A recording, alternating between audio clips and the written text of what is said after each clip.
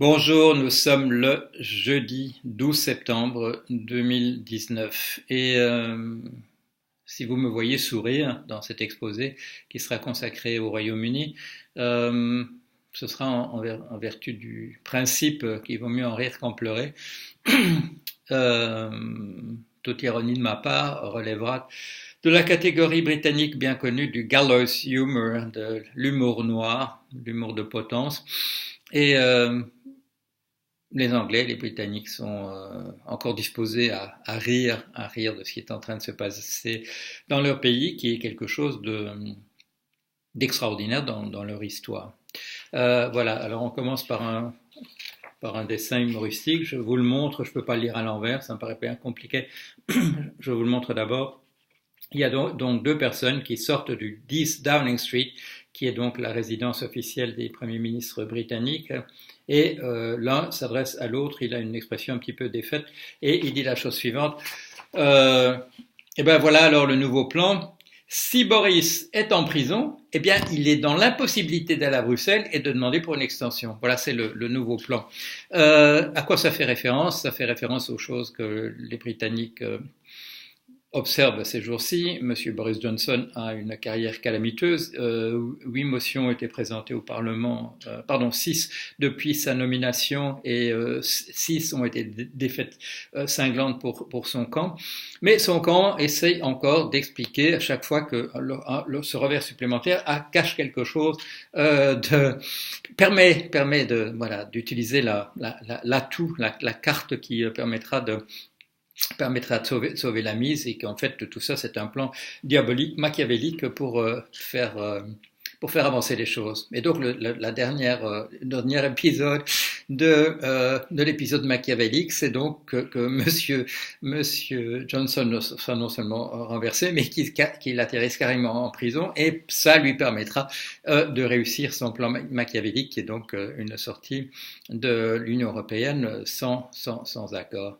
Les journées précédentes ont été catastrophiques pour monsieur Johnson. Je vous ai tenu au courant.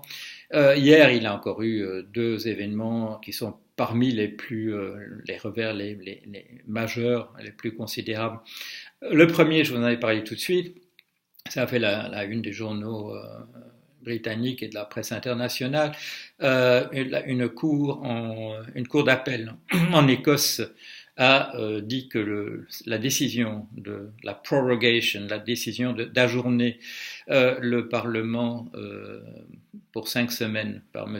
Johnson était illégale. Et elle a laissé entendre que le fait qu'il ait vendu, qu'il ait convaincu la reine d'avoir accepté cette mesure, le mettait en position délicate vis-à-vis justement de la justice. Il pourrait s'agir de quelque chose pour lequel il pourrait être carrément, effectivement poursuivi. Ça relève sinon de la haute trahison, de la trahison en tout cas. Donc ça, c'était une très très mauvaise nouvelle. Dans un mode très trumpien, un porte-parole du 10 Downing Street, donc l'équivalent de la Maison Blanche, a dit que c'était la preuve que les Écossais étaient biaisés. Accusation absolument ridicule. Les Écossais, la justice écossaise, la justice de tout le royaume s'efforce d'avoir le même niveau de haute qualité. Et la suggestion que le jugement était passé en Écosse pour essayer d'empêcher que ce soit en Angleterre était absolument ridicule, parce que la personne devait savoir, était donc de mauvaise foi, que si la demande avait été faite en Écosse, c'est parce que le département de la justice, le palais de justice était fermé à Londres, et que donc il y a la possibilité, de la même façon qu'en France, de déposer quelque chose à Lille ou bien à Rennes ou à Perpignan ne fait aucune différence. C'est en principe la même justice qui s'exerce. Parfois, il y a donc les mesures de dépaysement pour empêcher un biais dans les décisions de justice, mais au niveau des cours d'appel britanniques, il n'y a pas aucune suggestion que les choses puissent se faire autrement que dans le système général. Alors ça, c'était une excellente nouvelle pour nous, mais c'est une très mauvaise pour Monsieur Johnson.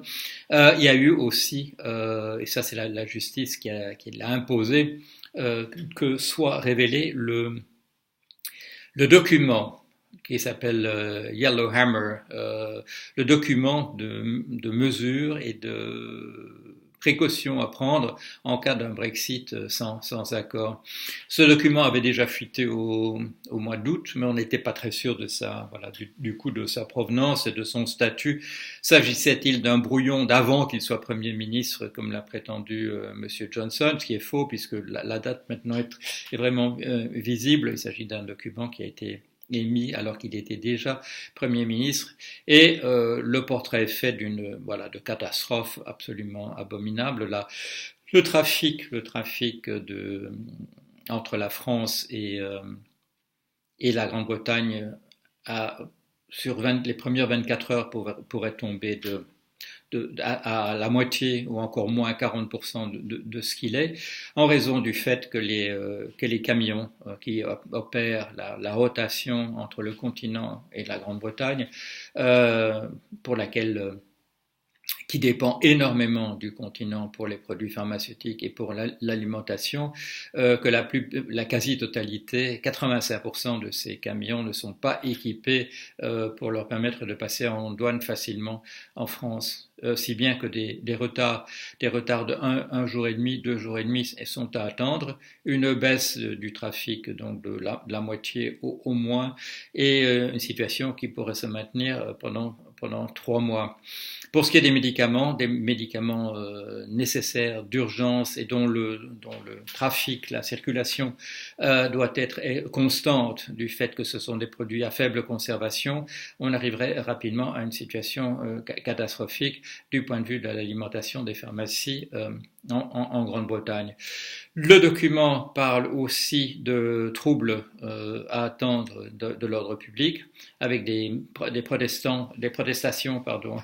manifestants protestants et des contre-manifestants, mobilisant une partie significative de la police, est-il dit. L'augmentation des prix qui en résulterait immédiatement mettrait les populations les plus exposées, dit le document, rapidement dans cette situation très difficile en termes de coûts de carburant, de fuel et d'alimentation. Donc, un portrait catastrophique. Les discussions qui ont lieu du côté maintenant du parti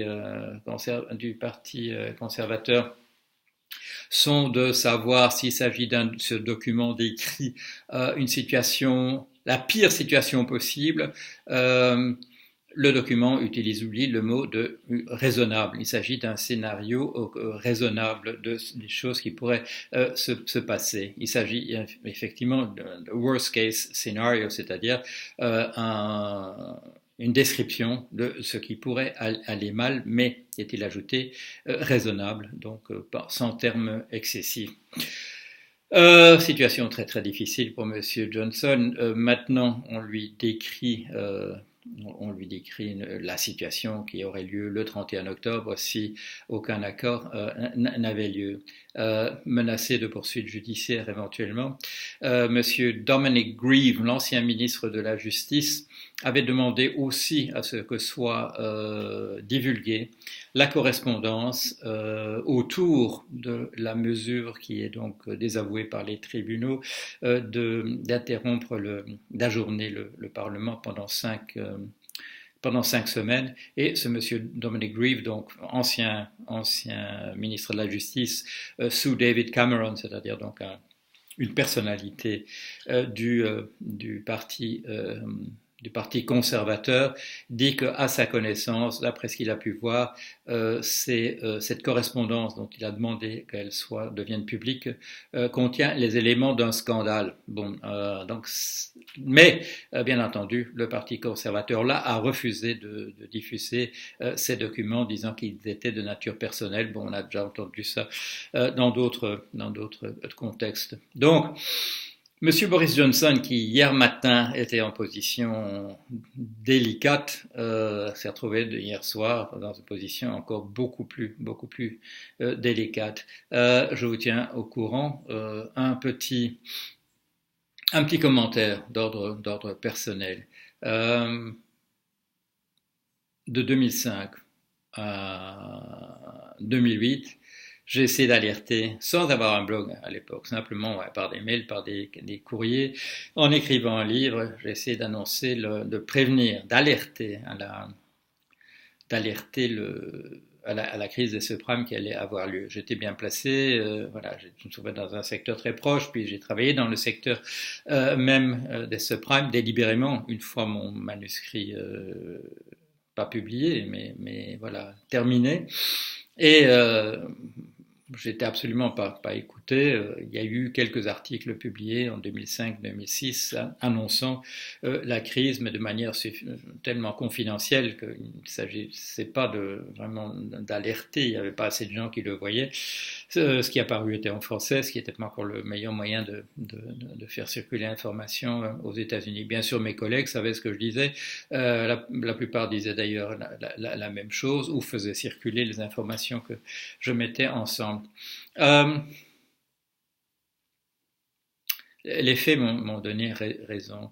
Je disais l'autre jour, je rappelais encore hier que Aristote dit que on peut dire avec certitude de l'avenir des choses nécessaires qu'elles auront lieu, et ça a été le cas de ce que j'essayais de faire avec la crise des subprimes.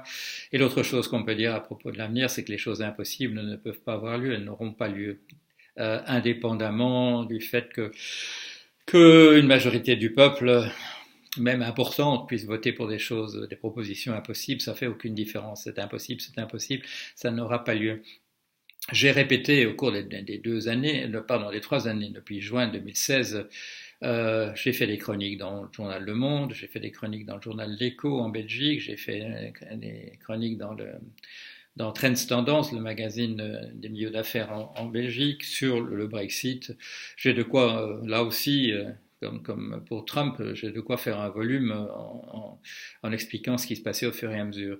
Je connais bien l'Angleterre pour une raison différente. J'ai pas travaillé dans la banque en Angleterre, mais j'étais là aussi au cœur du système d'une certaine manière. En étant un professeur à Cambridge, on peut difficilement être plus au centre de la vie intellectuelle en Grande-Bretagne. Et j'étais là 10 ans, donc j'ai eu le temps de voir comment ça se passait. Je voudrais remercier une personne, un sujet britannique, comme on dit, qui m'a écrit, je crois que c'est hier ou avant-hier, et cette personne réagissait au fait que j'ai dit, c'était avant-hier sans doute, que j'avais pleuré en regardant ce qui s'était passé au Parlement. C'était a disgrace, c'était voilà, c'était une tragédie.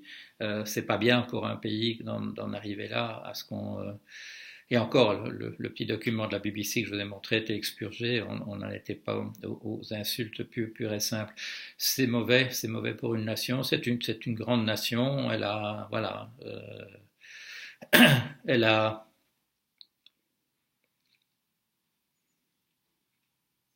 entre 40 et 44. Elle a servi d'exemple au monde.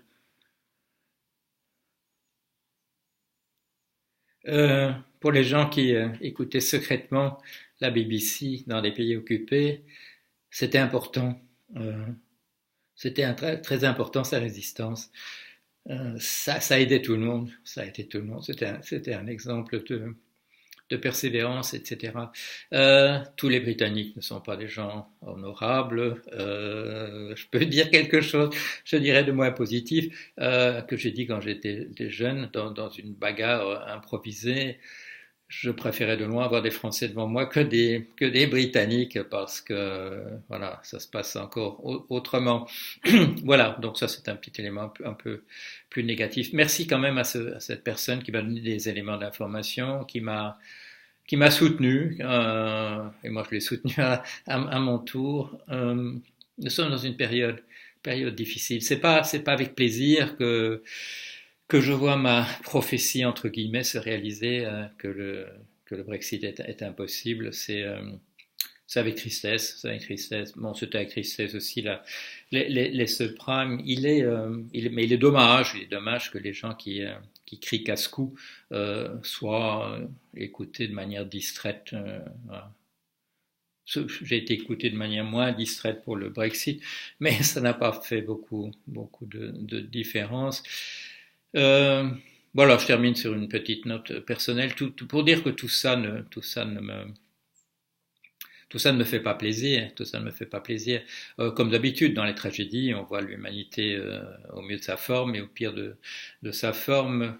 Il y a, voilà, en Grande-Bretagne, et des membres du Parti conservateur qui se conduisent de manière exemplaire et héroïque, bien que leurs opinions politiques ne soient pas ma tasse de thé ni de café.